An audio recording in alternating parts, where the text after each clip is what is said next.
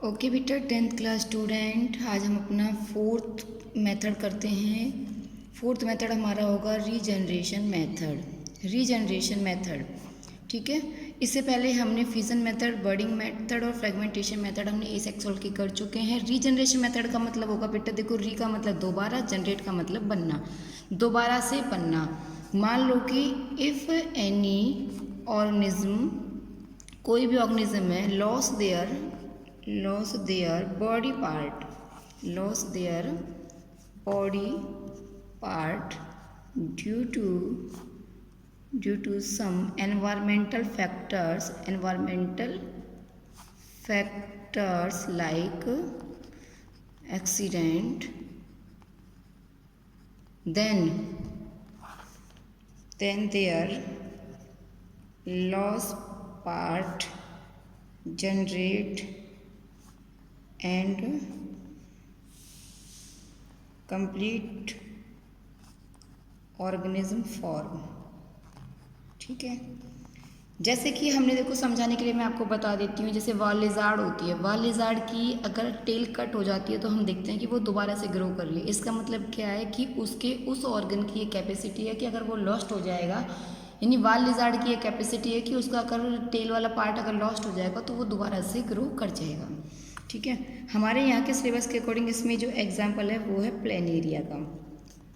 Planaria, मान लो बेटा, देखो, ये एक प्लेनेरिया हो गया। ठीक है।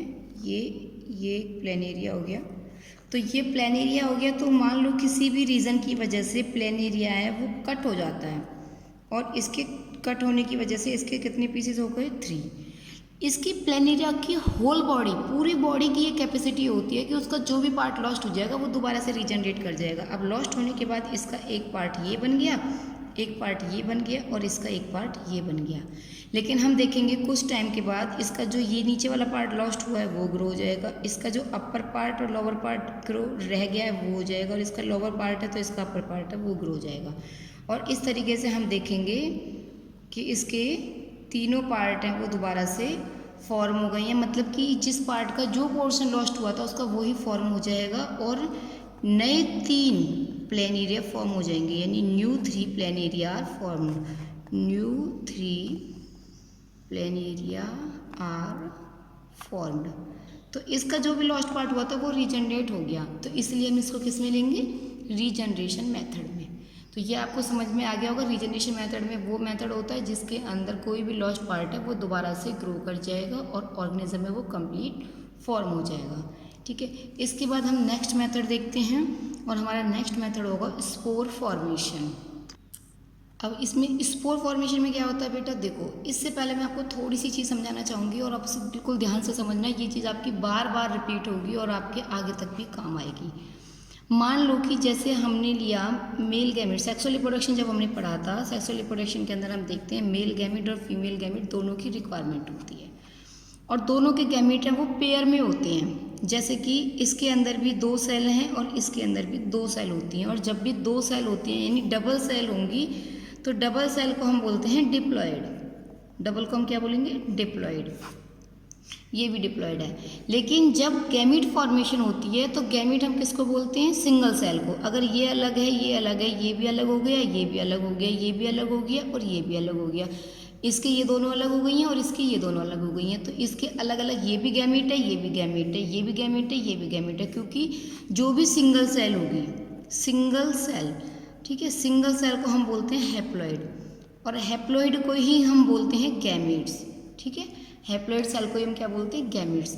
तो इसका भी एक गैमीट और इसका एक गैमीट, दोनों गैमीट कंबाइन होते हैं। कोई सा भी हो सकता है, इसका ये भी हो सकता है, ये भी हो सकता है, इसका भी ये भी हो सकता है, ये भी हो सकता है, कोई सा भी गैमीट्स हो, दोनों गैमीट्स, इसका कोई भी दोनों में से एक, इसका कोई भी दोनों में से एक, वो आगे जाते हैं और उनका ट्रांसमिशन होता है। उसके बाद वो फ्यूज़ होते हैं। फ्यूज़ होते हैं तो उनकी क्या हो गई? फर्टिलाइजेशन। फ्यूज़न ऑफ गैमीट्स क्या कहलाता है? फर्टिलाइजेशन। फर्टिलाइजेशन होगी, फर्टिलाइज होने के बाद ये 2 सेल्स हो जाएंगी, और 2 सेल्स मिलकर क्या बना देती हैं? जाइगोट को। तो इसके अंदर कितनी सेल्स हो गई? 2 सेल्स। तो ये भी दोबारा से क्या हो गया? डिप्लॉइड। और डिप्लॉइड क्या बना है? जाइगोट बना है। और डिप्लॉइड जाइगोट के बाद एम्ब्रियो बनता है, और एम्ब्रियो के बाद बनता है सीड। ठीक है। एम्ब्रियो के बाद क्या बनता है? सीड। और हमें पता है कि हम जब भी प्लांट्स ग्रो करते हैं तो हम सीड से सीड को ग्रो करा देते हैं, न्यू प्लांट है वो फॉर्म हो जाता है। लेकिन स्पोर फॉर्मेशन में हम क्या पढ़ेंगे? स्पोर फॉर्मेशन में क्या होता है? देखो, स्पोर फॉर्मेशन में जो भी हैप्लॉइड सेल है, haploid cell have capacity to form new plant, ठीक है, या न्यू ऑर्गेनिज्म। कहने का मतलब ये है कि जो स्पोर्स होते हैं, स्पोर क्या हैं? हैप्लॉइड सेल हैं। यहाँ तो हमने डिप्लॉइड में से हैप्लॉइड बनाई, ये हैप्लॉइड सेल्स हैं। लेकिन हम ये देखेंगे कि अगर हम मेल का हैप्लॉइड लेंगे तो वो न्यू ऑर्गेनिज्म को फॉर्म नहीं कर सकता, न्यू प्लांट को नहीं बना सकता, वैसे ही ना फीमेल का न्यू प्लांट बना सकता है। जब तक ये दोनों कंबाइन नहीं होंगे तब बनेगा। तो कम्बिनेशन जिसमें होता है वही सेक्सुअल रिप्रोडक्शन होती है। ये हमने किसके बारे में बताया? मैंने आपको सेक्सुअल रिप्रोडक्शन के बारे में, ठीक है। लेकिन हम यहाँ एसेक्सुअल पढ़ रहे हैं और एसेक्सुअल में सिर्फ एक ही होता है, या तो प्लांट या तो मेल ही होगा या फीमेल ही होगा। तो उसकी जो हैप्लॉइड सेल है, सिंगल सेल जो होती है, उसी की इतनी कैपेसिटी होती है कि वो न्यू प्लांट को फॉर्म कर सकता है। और ऐसा किसके अंदर होता है? ऐसा होता है राइजोपस। राइजोपस क्या है? राइजोपस एक फंगस है, और ऐसा राइजोपस के अलावा और भी काफ़ी स्पीसीज के अंदर होता है। इसके अंदर क्या है? देखो, जैसे ये मान लो कोई भी ये एक राइजोपस हो गया, ठीक है, ये कोई भी एक राइजोपस हो गया इस तरीके से। अब राइजोपस से जब होता है तो उसका जो अपर वाला पार्ट होता है, ये इसमें क्या होता है? इस तरीके से ये बॉक्सेस से फॉर्म होते हैं, कंपार्टमेंट से, और इन कंपार्टमेंट को हम बोलते हैं स्पोरेंजियम, ठीक है। और इन कंपार्टमेंट के अंदर एक एक सेल, हर कंपार्टमेंट में सेल है, सिंगल सेल यानी हैप्लॉइड सेल है, वो फॉर्म होती है।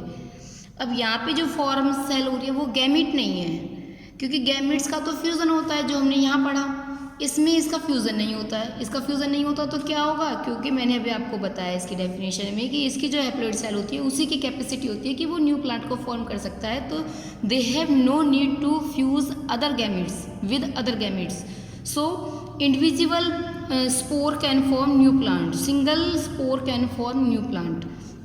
तो इसकी जो सिंगल सेल्स होती हैं, इन्हीं सेल्स को हम बोलते हैं स्पोर्स। यानी स्पोर्स क्या हैं? वही हैप्लॉइड सेल जिन्हें हमने सेक्सुअल रिप्रोडक्शन के अंदर गैमेट्स बोला था, और यहाँ पे हम इनको स्पोर बोलेंगे। क्यों स्पोर? हम उसको बोलेंगे जो भी हैप्लॉइड तो गैमेट्स भी है और हैप्लॉइड स्पोर्स भी है, लेकिन हम स्पोर्स उन्हें कहेंगे जो हैप्लॉइड सेल ही न्यू प्लांट को फॉर्म कर सकती हैं, और जो हैप्लॉइड सेल न्यू प्लांट को फॉर्म नहीं कर सकती वो किसी दूसरी हैप्लॉइड सेल के साथ फ्यूज़ होकर जायगोट बनाती हैं, वो सेक्सुअल रिप्रोडक्शन होता है, ठीक है। उसको हम गैमेट्स बोलते हैं, और जो अपने आप कर सकती है उसे हम स्पोर बोलते हैं। तो इसके अंदर ये क्या बन गए? स्पोर।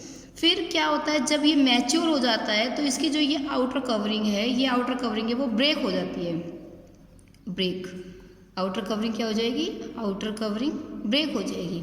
और जब आउटर कवरिंग ब्रेक हो जाएगी तो इसके अंदर जो ये स्पोर्स बने थे वो स्पोर्स हैं वो बाहर आ जाएंगे, ठीक है। स्पोर्स बाहर आ जाएंगे और ऐसे ही मिट्टी में मिल जाएंगे, मिक्स हो जाएंगे, डैमेज नहीं होंगे। लेकिन जब भी इनके अकॉर्डिंग फेवरेबल कंडीशन आएगी, कौन सी condition? Favourable condition. Favourable condition किसको बोलते हैं? जिस कंडीशन में ये अपने आप को ग्रो करा सकें, जर्मिनेट करा सकें। क्योंकि हर स्पीसीज में, हर सीज़न के अंदर हर प्लांट है या फिर हर एक फसल है वो ग्रो नहीं कर सकती। हर एक को अपनी अलग अलग टाइम पीरियड की रिक्वायरमेंट होती है, क्योंकि सबकी जो रिक्वायरमेंट्स हैं वो अलग होती हैं, जो उनको अलग अपने ही स्पेसिफिक सीज़न में मिलती हैं। यहाँ पे भी जो ये ग्रो हुई हैं तो ये ग्रो तब होंगी जब इनको इनकी अकॉर्डिंग कंडीशन मिलेंगी। तो जब इनको इनके अकॉर्डिंग फेवरेबल कंडीशन मिलेंगी, उस कंडीशन में ये जो हैं उससे पहले ये ऐसे ही गिरे रहेंगे, और इनके अकॉर्डिंग जब फेवरेबल कंडीशन मिलेंगी तब ये जर्मिनेट हो जाएंगे। और जर्मिनेट हो जाएंगे तो क्या फॉर्म करेंगे? न्यू प्लांट, ठीक है। तो ये आपको मेरे हिसाब से समझ में आ गया होगा। ये जो स्पोर्स हैं वो ऐसे ही मिट्टी में गिरे हुए रहते हैं, और जब भी इनके अकॉर्डिंग कंडीशन आएगी उस कंडीशन में ये अपने आप को जर्मिनेट कराएंगे, न्यू प्लांट फॉर्म कर देंगे। इस तरीके के प्रोसेस को हम स्पोर फॉर्मेशन प्रोसेस बोलते हैं, और ऐसा फंगस के अलावा और भी काफ़ी स्पीसीज़ों के अंदर होता है। तो यहाँ तक आपको क्लियर हो गया होगा। हमारे इसमें 5 मेथड हो चुके हैं, हमारे 2 मेथड बचे हैं, उन्हें हम अपनी नेक्स्ट वीडियो में करेंगे। ओके बेटा, थैंक यू।